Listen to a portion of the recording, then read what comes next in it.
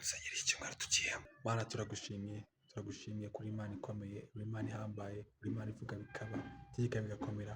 Tugushimiye kuri Imana ivuga bikaba, tugushimiye kuri Imana yuzuye urukundo rwinshi, uri Imana itajya yitetereza abayisunze. Tugushimiye kuri Imana iruta byose, kandi turagushimiye ko tukiri bazima. Hari benshi bagize amagingo batagiye kuba bazima, ariko turagushimiye ko tugiye umwega bigakunda, tukavuga bigakunda, tukagenda bigakunda. Hari abatabikora.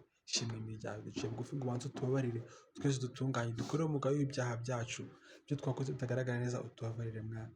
Weretse kuva uyu munsi kugeza ku cyumweru, ndakwinginze kugira ngo uzabane natwe muri iki cyumweru cyose, cyaba icyumweru cy'umugisha, cyaba icyumweru ukoreramo ibitangaza, cyaba icyumweru gitangaje. Ku cyumweru tuzavuga ati Mwami, iki cyumweru cyari icy'umugisha, uzadukorera ibikomeye, uzaze kwifuza kwacu, amasengesho twasengeye azasubizwe muri iki cyumweru. Ariko ikiruta byose, iki cyumweru tuzarushaho kukumenya, turushaho gukura muri wowe, kugira ngo tubashe guhishura uko bikwiriye Mwami. Bana natwe, iki cyumweru kizaba icy'umugisha. Reka iki cyumweru Mwami kizaba icy'ibitangaza, reka iki cyumweru kizaba kitazibagirana muri uyu mwaka wose. Reka uzagire icyo ukora mu buzima bwacu, kandi Mwami ndakwingize kugira ngo tuzagaruke tuvuga amashimwe y'ibyo uzaba waradukoreye. Icyubahiro ni icyawe, ko biteye kuganze, icyo ushaka nicyo ushima kibe, mu izina rya Yesu Kristo w'i Nazareti. Amen.